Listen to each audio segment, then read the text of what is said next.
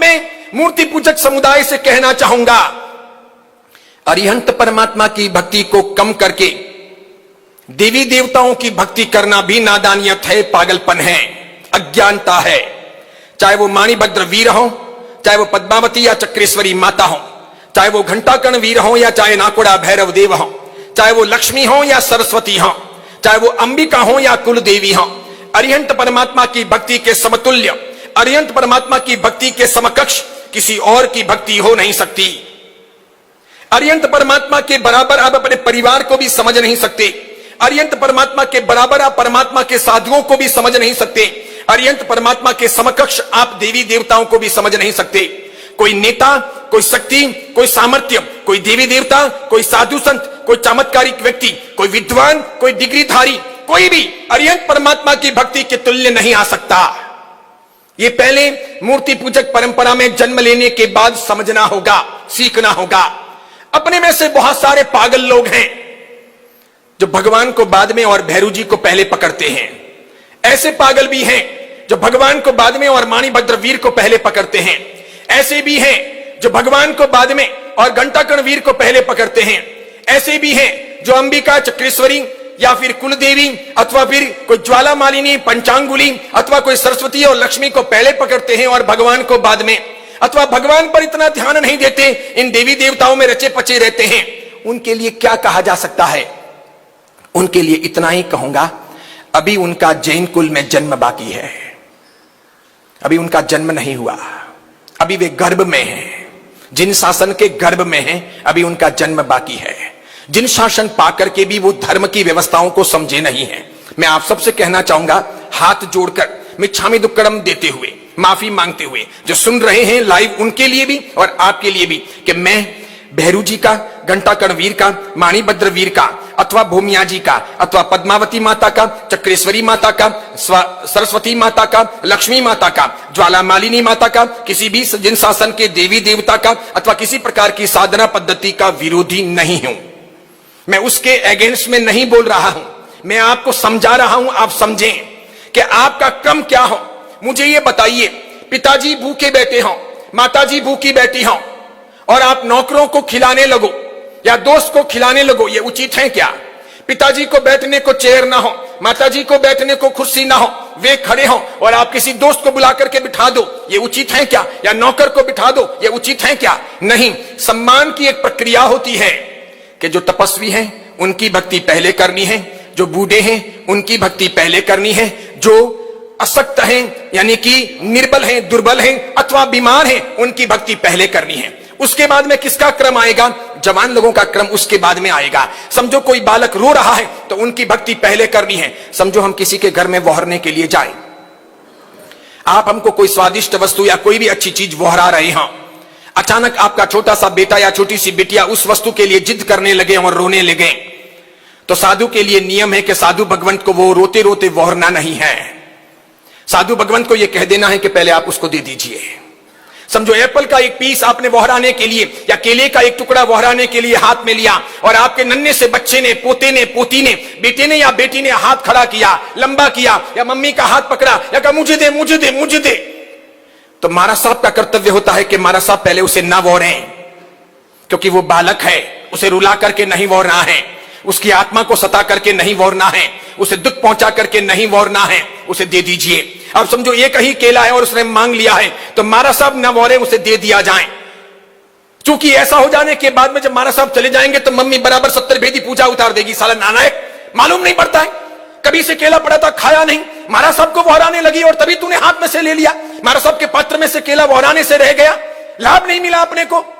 नहीं, ऐसा सब करना नहीं होता, क्योंकि वो बच्चे हैं, छोटे हैं, नादान हैं, उन्हें यह पता ही नहीं है कि सुपात्र ध्यान क्या है, उन्हें खाने की लालसा है, इसलिए उन्होंने मांग लिया। ठीक उसी प्रकार बालकों को, तपस्वियों को, बूढ़ों को, माता पिता को, वडीलों को पहले देना होता है, बाकी लोगों को बाद में देना होता है। अब भगवान की भक्ति में तो आप 100 खर्च करो और भैरू जी, घंटाकर्ण महावीर या फिर नाकोड़ा जी, अरे भैरू जी, घंटाकर्ण महावीर या माणिभद्र वीर के लिए 1000 खर्च करो। इसका मतलब आपके दिलो दिमाग में क्या है? अरिहंत है, अरिहंत की वैल्यू है, अरिहंत परमात्मा के प्रति आपका समर्पण भाव है, आप अरिहंत की भक्ति को जिन शासन में समझे हो नहीं समझे हो। इसीलिए देखिए, अब सब लोग सुनिएगा, जिन शासन में जन्म लेना अलग बात है, जिन शासन में जन्म लेना अलग बात है, और जिन शासन को समझना अलग बात है। सब ट्रस्टी सुन रहे हो ना? जिन शासन में जन्म लेना अलग बात है और जिन शासन को समझना अलग बात है।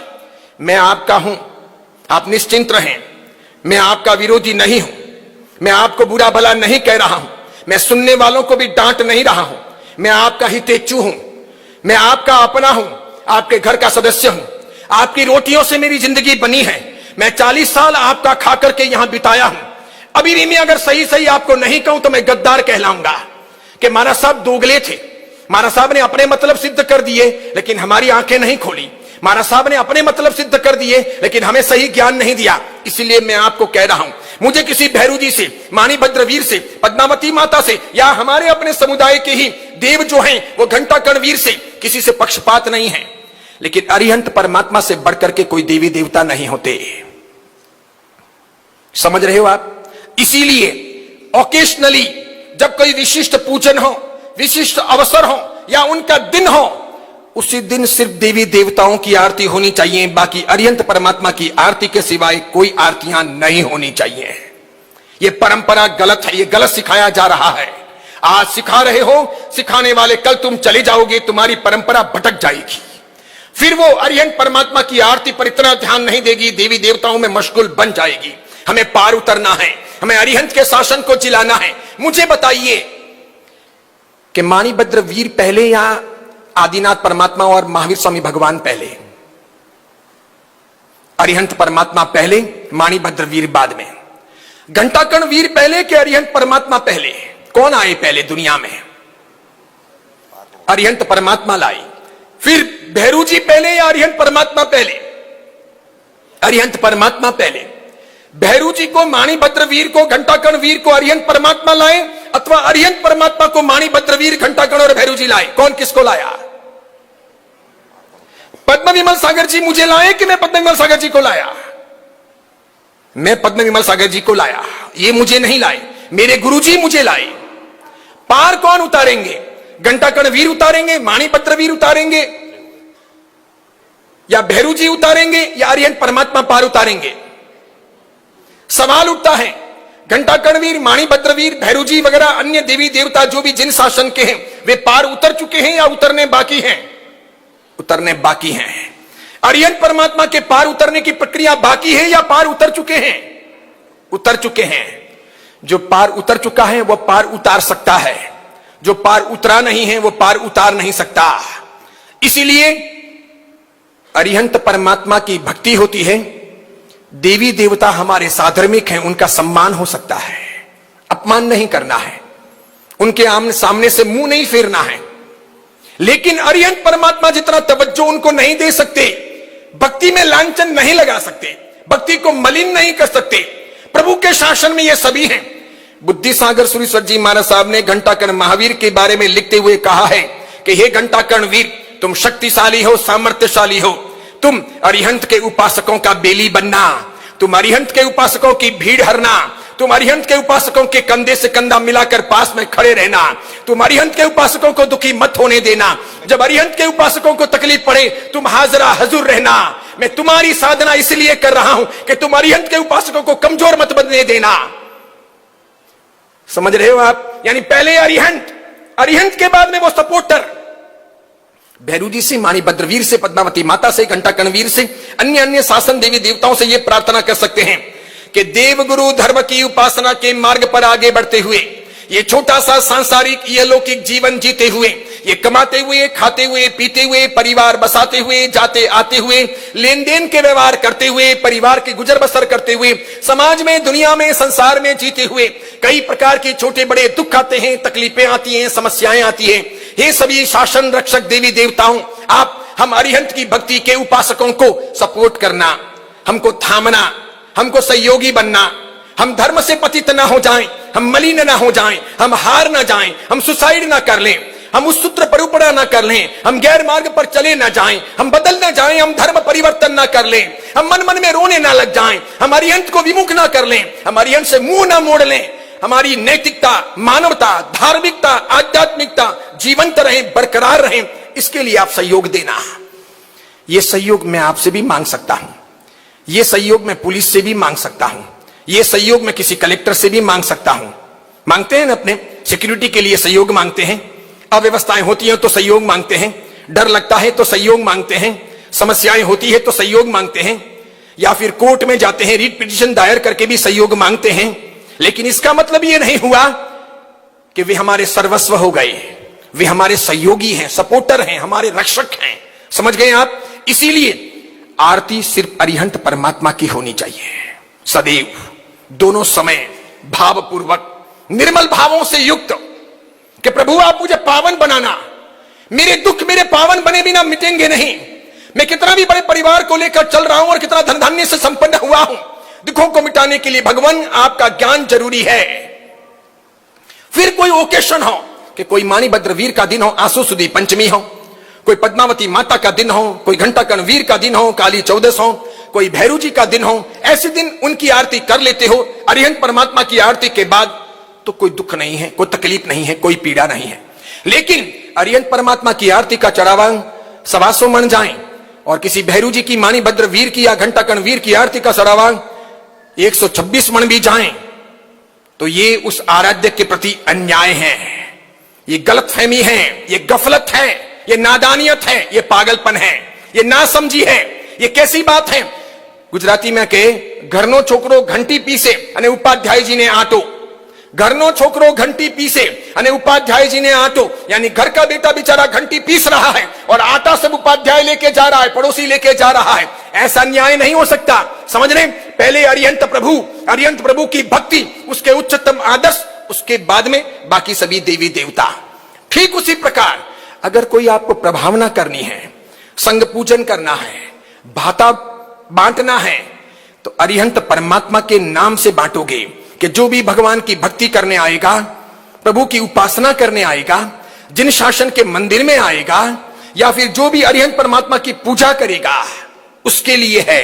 आप किसी माणिभद्र वीर के लिए, घंटाकर्ण वीर के लिए या भैरू जी के लिए भगवान को छोड़कर भाता नहीं रख सकते। फिर भगवान के नाम से अगर भाता आपने 50 रुपए का रखा हो, तो भैरू जी का भाता, पद्मावती का भाता या माणिभद्र वीर के नाम का भाता या घंटाकर्ण वीर के नाम का भाता 51 रुपए का नहीं हो सकता। वो फिर 49 का हो सकता है। आप दुख मत लगाना। आज आपको दुख लग सकता है, पीड़ा हो सकती है, मन में द्वंद्व हो सकता है। मैं आपका बेटा हूं या आपका भाई हूं, आपका अपना हूं। मैं जहां कहीं रहूंगा, इस धरती की जो रोटियां खाई है उसके साथ कभी गद्दारी नहीं करूंगा। इसीलिए मैं कहता हूं, मैं जहां कहीं भी एक दिन भी रहता हूं और जाके दाना पानी लेता हूं, वहां के उपकारों को सर आंखों पर रखता हूं। उस संघ को, उस समाज को कभी कोई भी तकलीफ हो तो आधी रात को भी उसके लिए मैं तैयार रहता हूं। मैं आपका मार्गदर्शन कर रहा हूं, आपकी व्यवस्थाओं को तोड़ नहीं रहा हूं, आपको समझा रहा हूं। दूसरी एक बात, जब कभी भी स्नात्र पूजा पढ़ानी हो तो मूल नायक भगवान के सामने सिंहासन नहीं रखना होता। ऐसी कोई व्यवस्था नहीं होती। स्नात्र पूजा के और मूल नायक भगवान के कोई लेना देना नहीं है। सिंहासन के और मूल नायक के सामने सिंहासन रखने के भी कोई लेना देना नहीं है। स्नात्र पूजा दिगर बात है। पहली बात तो ये, मंदिर अगर छोटा हो तो उसी फ्लोर पर स्नात्र पूजा पढ़ानी ही नहीं चाहिए, ताकि मंदिर में पूजा करने वाले, चैत्यवंदन करने वाले, स्तुति करने वालों को डिस्टर्बेंस ना हो। दो चीजें साथ साथ में नहीं चल सकती। इधर एक रिकॉर्ड बजे, दूसरा एक रिकॉर्ड बजे और सब कंफ्यूजन हो, ऐसा सब नहीं होता। तो सब लोग शांतिपूर्वक अपना चैत्यवंदन कर सकें, अपनी स्तुति कर सकें, अपने दीपक का जो काव्य बोलना है, धूप का जो काव्य बोलना है, या चैत्यवंदन की जो स्तुतियां बोलनी है, चैत्यवंदन के जो स्तोत्र बोलने हैं, वो सब कर सकें। इसके लिए वहां पर कोशिश करनी चाहिए कि स्नात्र पूजा उस फ्लोर पर ना हो। अगर होती भी है तो अरिहंत परमात्मा के सामने ना हो। अरिहंत परमात्मा के वहां सामने सिंहासन रखने से सबकी नजर से अरिहंत परमात्मा हटते हैं, कटते हैं, नजर मिलती नहीं। सिर्फ स्नात्र का ही महत्व नहीं है, हर दर्शन करने वाले, वंदन करने वाली और चैत्यवंदन करने वाली की भी वैल्यू है।